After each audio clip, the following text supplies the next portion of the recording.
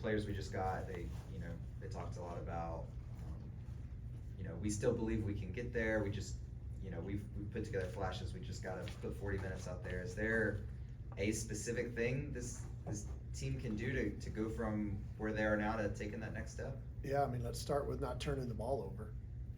You just I'm not telling you anything you don't know already, but you turn the ball over 5 of the first 7 possessions at Tech. You turn the ball over probably of the first 10, 11 possessions, you turned it over 6 times.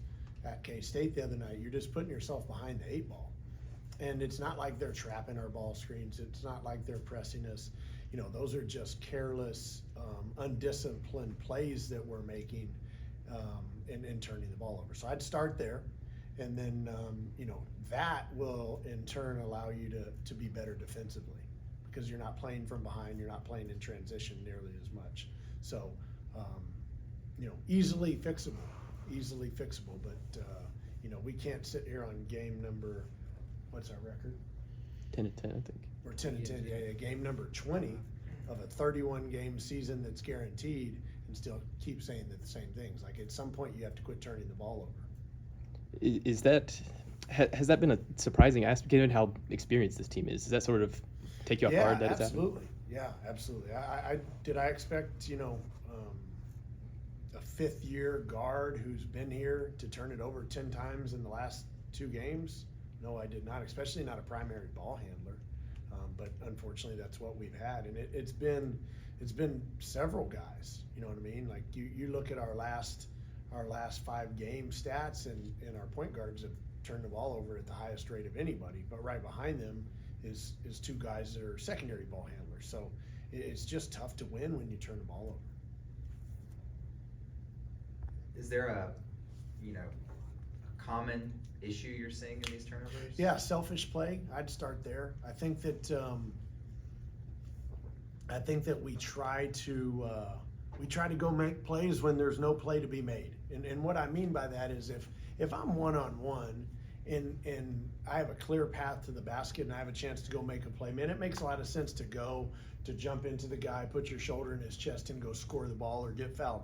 But when I'm going 1-on-3, where I get a catch and I'm trying to get downhill and I'm driving into the paint and they've got 6'10" and 6'11", and then my guard, they've got 3 people guarding me. It makes no sense to shoot those shots. You're either one gonna miss, you're 2 gonna turn it over, but nothing good is going to come out of that.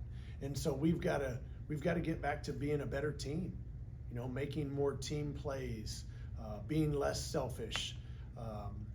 Maybe when we need a basket, not thinking that, okay, man, I'm going to do it all by myself and I'm going to bring us back. Work through the offense, and when the good shot comes, now go take advantage of it. But instead of that, we'll start pressing a little bit, and we'll let 1 or 2 passes go, and the next thing you know, somebody's got their head down and they're driving into the crowd and they're turning it over, or they're falling on their feet, which you guys have seen quite a bit this year. And none of those things are good. That playing better as a team, how can you facilitate that at this point? Man, I don't know. I mean, obviously we've had several team meetings. We've had several what I call, in the old days, come to Jesus meetings.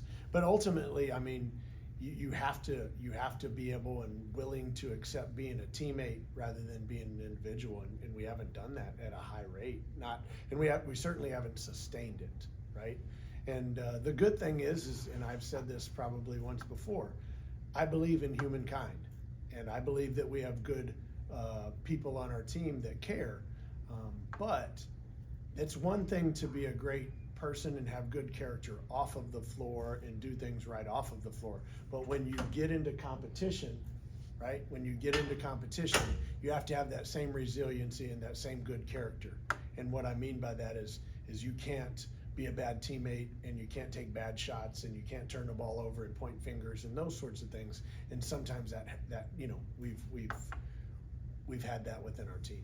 Morale-wise, everybody they're good, man. We had good practices, guys. I thought at Texas Tech, I thought we competed for probably 35 minutes. Outside the first 5 minutes where we turned the ball over and gave them a bunch of easy baskets and dug ourselves a hole, I thought we competed, especially on the defensive end.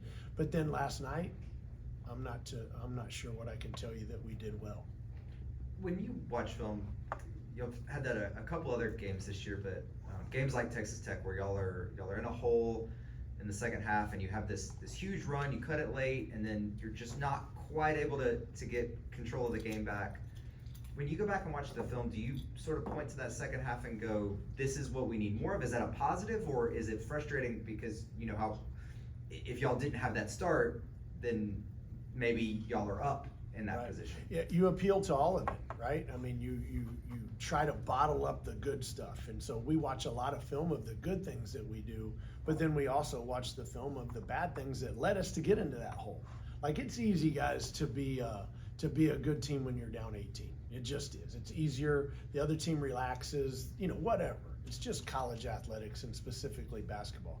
What's hard is to be a good team and fight Houston for 40 minutes, right? Which we've done. So if you can do that and have that discipline, you should be able to have it every game.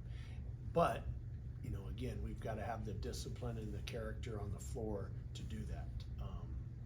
And we haven't put it together quite yet. But, you have a choice. You got 11 games left, right? You have a choice. Your legacy is either going to be that you're going to be the team that sacrificed for one another and came together and became a good team, or you're going to end up with a really bad record. And I don't think any of us want that. It's kind of a obvious question because I know if you guys could fix it, you would. When you talk about selfishness with experienced players, is this like a old dog new trick kind of a thing? Older players set in their ways, or like how do you go about trying to get rid of some of that selfishness in that situation? Yeah, I don't know that I don't know that I have that answer.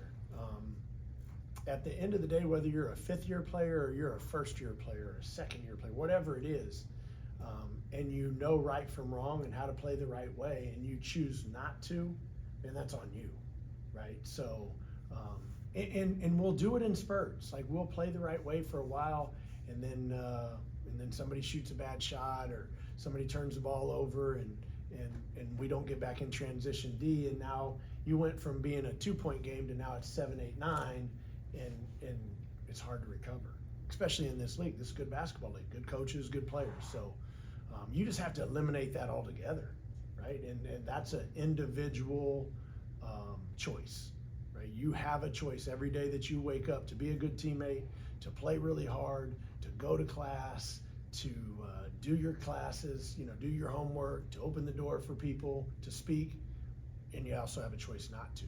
And I can't make you do that. I can try, I can punish you, I can take you out of the starting lineup, but ultimately that's your choice.